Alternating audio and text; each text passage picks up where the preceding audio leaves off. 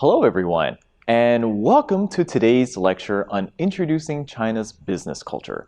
I am pleased to be one of your lecturers for this course. My name is Huangye Sheng, and I am excited to share with you some insights on how business is conducted in one of the strongest economies in the world, and how you can be a part of this growth. But before we begin, a little bit about my background so you can get an idea where my years of experience can help you understand China's unique culture in doing business. I am currently the Associate Professor at Tianjin Foreign Studies University, specializing in business communications and cross-cultural management. I have worked over 15 years on both sides of the Pacific Ocean, spending time in China and the United States working at various multinational companies. From my years of working experience, becoming an educator is one of the most rewarding experiences for me by sharing the wealth of knowledge I've obtained through those years. Starting off as a humble rookie to a general manager to now a teacher in the art of business culture. I hope the information that I will share with you in this lecture will expand your current learning and understanding on this topic and inspire you to pursue an interest in this field. Well, enough about me. Let's have some fun learning business culture, shall we? As what I would normally begin with every lecture for all my classes, I like to start off with a quote to tie into our day's lesson. Culture eats strategy for breakfast. This quote was spoken by a well-known management guru, Peter Drucker. What do you think when you see this quote? How do you feel? I feel hungry for culture, because this quote speaks volumes on how much of an impact culture has towards any strategic plan you may have for that great business idea in your mind. The idea might work in one culture, but may not necessarily work the same way in another if you naively think it works both ways. For example, cookies. We all had one bite or another in America. Oreo cookies are one of the most popular brands children and adults enjoy. You'll open up the sandwich cookie, lick the center, and even dunk that cookie into a glass of milk like you're Michael Jordan, right? But when these cookies first arrived in China, this billion-dollar company couldn't sell. Why? Culture. The eating culture of dipping a cookie into milk was bewildering for Chinese people. And with milk? Why? Why not drink it with tea or water? You can't force one's culture into another just because it works for you and it must work for everywhere else. It took years for Oreo executives to understand why, and I'm here to share with you how business culture can affect your strategy to do business here if you are not aware of its impact. Otherwise, culture will eat your hopes and dreams for breakfast. So, with that in mind with culture, how does business culture come into play? What does business culture consist of? As some of you may know, business culture consists of two key concepts combined as one: business and culture. The mixing blend of what's business into an environment different from your own is business culture in a nutshell. However, it gets much more complicated than that afterwards. Has anyone ever been to an environment different from your own, such as visiting a different country? The way people communicate with each other may be different from what you are used to back home. And I'm not talking about only in a different language. Language is just a tool of communication. What I would like to discuss with you today is to share with you how various forms of communication actually affects business culture. And in China, this plays a major part in driving a business towards success. I will share with you certain cross-cultural theories that affects business culture and increase your awareness on this topic to limit your own culture shock from impacting your goals to do business successfully in the most populated country on the planet. So let's begin. When we're trying to do business, no matter in which country, you're trying to communicate your ideas across to have someone listen to you. No matter how great your ideas are, if you do not follow a certain way of how things are done, then you'll have a hard time conducting your business or getting those ideas across. That certain way of how things are done is called etiquette. As you can see, it's the largest word here on the screen to let you know its significant role in business culture. And what is etiquette? And why is it important to discuss about this matter? Well, first off, etiquette is actually a French word that means label. Although being a French word, where etiquette was a system of rules in place to maintain order within the nobility and royal class by the French King Louis XIV, etiquette can be traced back even further, more than 1,000 years, by an ancient Chinese philosopher named Confucius, where he emphasized the importance of morality and social relationships in the personal and working life. Even today, in this modern age, the etiquette rules in forming relationships plays a crucial factor in furthering your business goals. Because in China, people here place trust as a top priority to prefer to do business with friends than those who are not in your circle. Under the umbrella term of etiquette comes with common themes that you will see that makes up this intriguing concept where not every culture would have the same rules. Let's take a look at these common themes. To have workflow more efficiently, we must understand certain categories that fall under business etiquette when in another country. In China, there are certain behaviors that are not commonly observed in the United States or in some other Western countries. Certain behaviors, such as the speed of response to a phone call or a text message, how someone dresses to work or to a meeting, and even as simple as the way you stand or sit during mealtime. Tiny behaviors that can easily be overlooked in your home country could be viewed with much dismay in a different culture, and I'm here to share with you what those are so you don't have to experience any uncomfortable social blunders.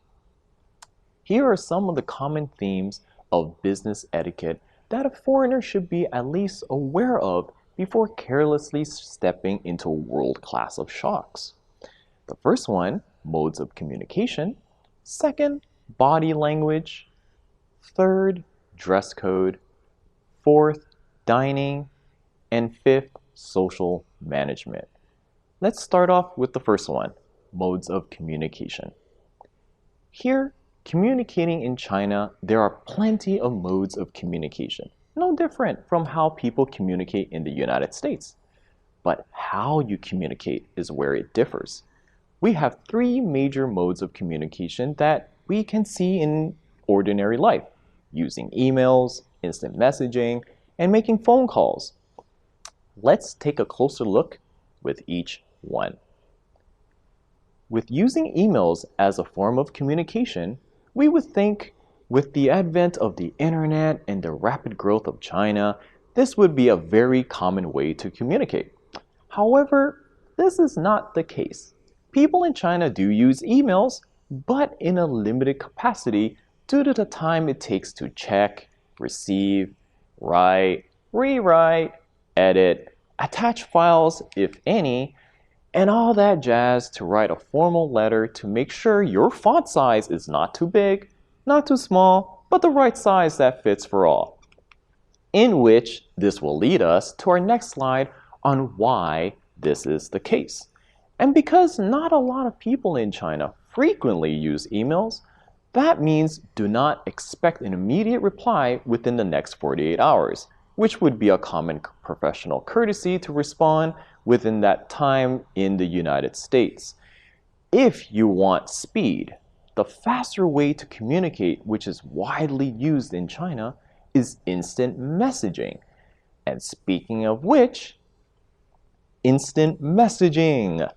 In China, you can find so many apps ranging from social media like WeChat and Weibo to video hosting sites like Bilibili and iQIYI to e-commerce sites like Taobao and Jingdong. All these apps have their own built-in instant messaging services to conveniently communicate among users. The biggest instant messaging platform in China, however, is WeChat.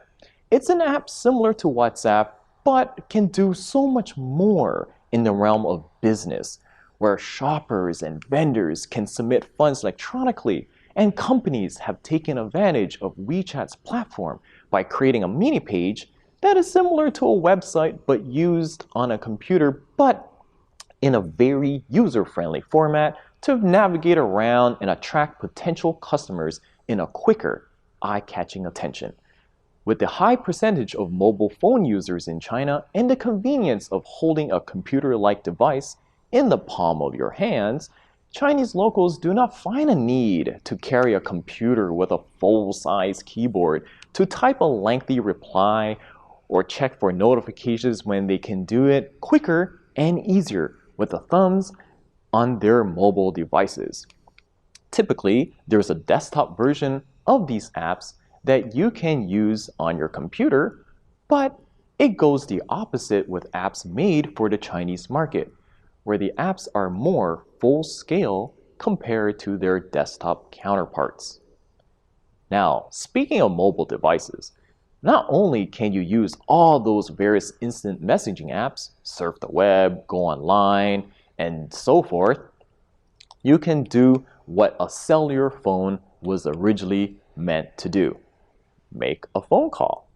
And when you're making a phone call and the person on the other line doesn't pick up, what happens? Usually it rings into that person's voicemail box answering machine, right? Well, in China, do I have surprising news for you?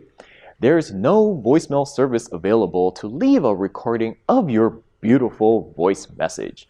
When I was in the US, I had to mentally prepare myself to say something in case the person doesn't pick up. Otherwise, if you called and don't leave a voicemail, it might come across as not important or urgent. And if the recipient doesn't have your phone number saved in his or her cell phone, that person might not even call you back.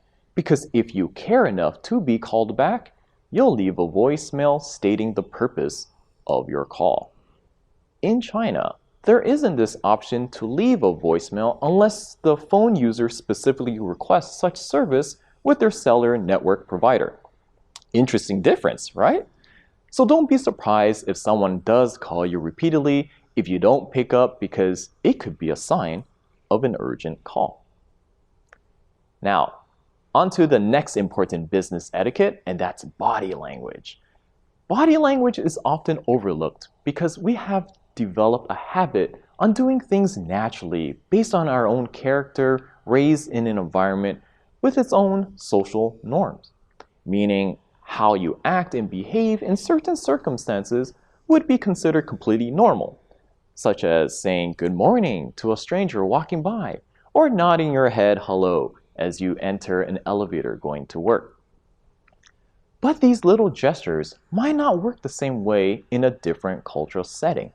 A fun one for me was signaling for a taxi.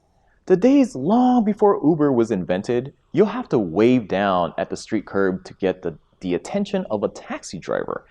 How you wave for attention is very different, say when I was in New York or Chicago, and comparing that to Beijing or right here in Tianjin. You'll have an open palm wave, almost like doing a hello wave in the US. But in China, you don't do a hello wave to get the taxi driver's attention. You would actually raise your arm out towards the driver with your palm facing down and motion your fingers inward towards you like a come here motion. If you don't use body language correctly, you may miscommunicate the right message to your receiver and lose out on some vacant taxis. And in the case of business culture, lose out on connecting with some key relationships. Understanding body language is a very important part of business etiquette. And I have 3 categories that I want you to understand if you want to do business in China. 1. Greetings. How you present yourself to someone the first time. Another one is business cards. How to accept and receive a business card. And the third one would be seating arrangements. Where to sit at your social gathering. First off, with greetings. In typical fashion, you would say hello, shake hands, and introduce yourself if meeting someone for the very first time. Regarding a handshake, in the United States, a nice firm grip showcases confidence. But in China, too firm of a grip may give a bad impression of being aggressive or pushy. Best advice is to hold your counterpart's hand first and squeeze the same amount of pressure as how much he or she squeezes yours. Start off soft, but don't come across too consciously about shaking hands as if you are competing who is firmer or softer. Relax, and just remember, not too firm. And with this bodily contact, it's best to limit to just hands. Some cultures would hug or even give soft pecks of kisses to the cheeks in their first encounter, but not in China. Too much body contact is typically reserved for family, close friends, and intimate relationships. Actually, sometimes hugs don't even happen among family members, such as between parents and adult children. I don't remember the last time I hugged my own father because I think if I did, he would probably think something is wrong with me. Also, with greetings, when meeting someone the first time, never address someone by their first name. It may be okay to do so in Western countries, but in China, it's considered disrespectful, especially if the person you're meeting is ranked high in social status, such as a managing director, senior executive, or even by age who is older than you, is to be greeted by family name than by first name. This customary habit derives from Confucius-based culture itself, where I mentioned earlier about respect within family and social settings. Family members would address each other based on where they stand in the family tree, just like in the professional business setting where one would stand in the corporate ladder. Because both my parents belong to different subcultures in China, I have to remember how to formally address certain family members appropriately, or risk not giving face and losing my parents' face by not giving proper respect. And speaking of face, I'll get into that in detail later in this course. Last but not least, here when greeting others, do not have your hands in your pockets. It's considered rude and shows an unopened character as if you're trying to conceal something like you are hiding something with your other hand. No matter how cold the temperature is, you will never keep one of your hands in your pockets. But if your hands are truly cold, such as it's wintertime or you forgot your gloves, and you're going to meet someone, kindly and briefly mention, "Sorry, my hands are cold, but I'm very pleased to meet you," while shaking hands. And don't forget, a slight bow while shaking hands give that final perfect touch of respect. If someone ranks higher in the food chain than you, then that's the perfect reason not to keep your other hand in your pocket, because you'll need to use 2 hands to shake the other, which is known as the glove handshake. And after all this greeting, in the course of conversation, you would want to leave your contact information or receive his or her contact info. What is the best way to do so? Write it down on a piece of napkin? Of course not. Exchange business cards, in which this leads us to our next slide. We all know what's a business card, but how you present your business card and how you accept one from another is very important in China to open the door of cooperation.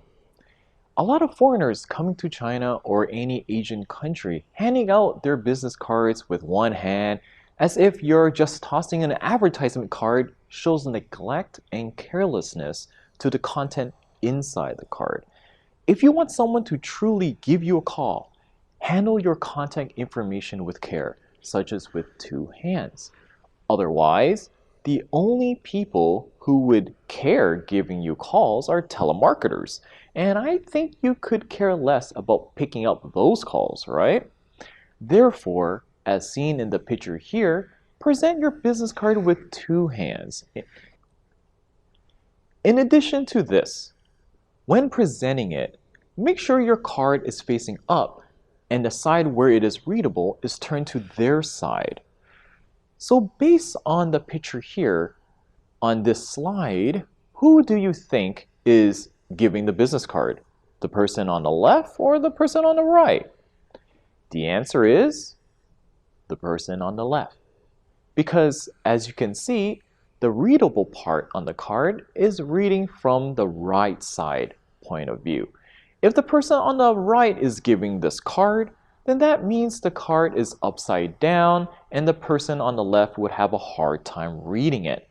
Never give an upside down card.